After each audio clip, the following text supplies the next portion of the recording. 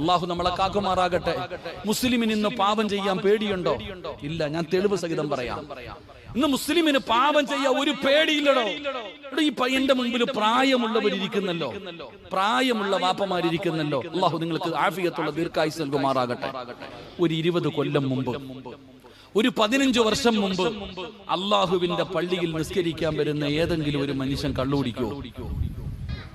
കള്ളുകുടിക്കുന്ന ഏതെങ്കിലും ഒരുത്തൻ പള്ളി വരുവോ? ഇല്ല. കള്ളു കുടിക്കുന്ന ഒരാള് പള്ളിയിൽ വരില്ല. പള്ളിയിൽ വരുന്ന ഒരുത്തൻ കള്ളു കുടിക്കില്ല. വ്യഭിചരിക്കുന്ന ഒരുത്തനും നിസ്കരിക്കാൻ പള്ളിയിൽ വരില്ല.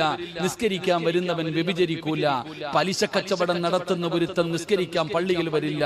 പള്ളിയിൽ വരുന്നവൻ പലിശ കച്ചവടം നടത്തില്ല. ഇത് പണ്ട്. എന്നാ നാളെ വെള്ളിയാഴ്ച പള്ളിയിൽ പോയി നോക്ക്. ഇപ്പോ കള്ളു കുടിക്കുകയും ചെയ്യും, നിസ്കരിക്കാൻ പള്ളിയിൽ വരികയും ചെയ്യും. അള്ളാഹു ഈമാൻ തരുമാറാകട്ടെ. ഇപ്പൊ വരുവോ? കള്ളു കുടിക്കുന്നവൻ നിസ്കരിക്കാൻ പള്ളിയിൽ വരുവോ? ഇപ്പൊ വരും. കള്ളു കുടിക്കുന്നവൻ നിസ്കരിക്കാൻ പള്ളിയിൽ വരും. അവൻ നിസ്കരിക്കുകയും ചെയ്യും, കള്ളു കുടിക്കുകയും ചെയ്യും. വ്യഭിചരിച്ച് നടക്കുന്നവൻ കമ്മിറ്റി ഓഫീസിൽ കയറിയിരിക്കും പള്ളി പരിപാലിക്കാൻ. അള്ളാഹു കാക്കുമാറാകട്ടെ. ഉറക്കപ്പറ അള്ളാഹു കാക്കുമാറാകട്ടെ. പള്ളിയിലെ ഉസ്താദന്മാര് നിസ്കാരം കഴിഞ്ഞിട്ട് ദുആ ചെയ്യും.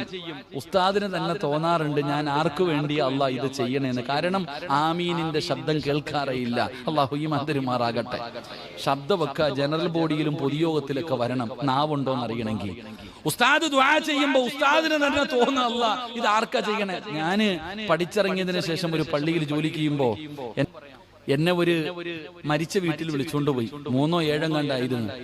അങ്ങനെ മരണ വീട്ടിൽ ഞാൻ ചെന്ന് ഒരു യാസീൻ ഓതി ദുആ ചെയ്തു. യാസീനൊക്കെ ഓതി. യാസീൻ ഓതിയിട്ട് ദുആ ചെയ്യാൻ സമയമായപ്പോ കുടുംബക്കാർ മുഴുവൻ ഇങ്ങനെ നടക്കാം. ഞാനും പോയ ഉസ്താദും മാത്രം റൂമിനകത്തിരിക്കുന്നു. അപ്പൊ എന്റെ കൂടെ വന്ന ഉസ്താദ് വിളിച്ചു, കാക്ക ദുആ ചെയ്യാൻ പോവാ. ദുആ ചെയ്ത ഉസ്താദ്, ദുആ ചെയ്ത ഉസ്താദ്. 3 വട്ടം വിളിച്ചിട്ട് ഇവരാരും വരുന്നില്ല. ഞാൻ ഇങ്ങനെ ഇരിക്കുക. അവസാനം പിന്നെ ഞാൻ ദുആ ചെയ്യാൻ തുടങ്ങി.